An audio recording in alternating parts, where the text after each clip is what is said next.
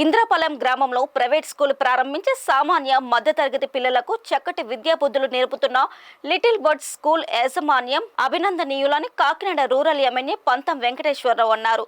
Kakinada rural మండలం ఇంద్రపాలెం గ్రామంలో గల లిటిల్ బర్డ్స్ స్కూల్ నూతనంగా నిర్మించిన ఆడిటోరియంను ఆయన ప్రారంభించారు.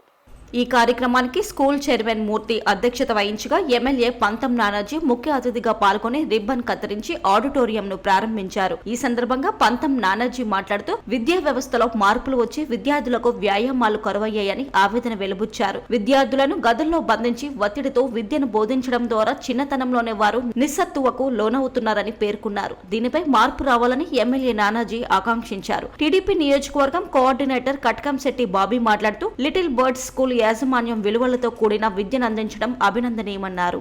ఈరోజు little birds school chairman correspondent Murthy గారి ఆహ్వానం మేరకు లిటిల్ బర్డ్స్ స్కూల్ యొక్క ఆడిటోరియం ఓపెనింగ్కి నన్ను ఆహ్వానించేందుకు ఆయనకి ధన్యవాదాలు తెలియజేస్తాను. ఇది ఏడకృత్యం అనుకుంటారో నిజం అనుకుంటారో తెలియదు. స్కూల్ అంటే ఎలా ఉండాలా 4 గదుల మధ్యలో పెట్టి దంచేసి చదివించేసి పంపించేస్తున్నారు.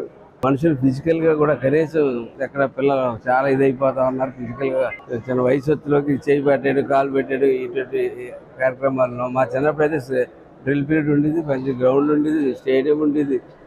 ఇవన్నీ ఇప్పుడు ఇక్కడ అన్నీ కనపడతా ఉన్నాయి. ఇక్కడ వచ్చి చూసిన తర్వాత పోనీ కామన్ పీపుల్కి అందుబాటుగా ఉండి 1600 మంది స్ట్రెంత్తో చేస్తున్నా పోనీ బాగా రిచ్గా డబ్బులు తీసుకుంటున్నాడు అంటే ఆయన అది లేదు.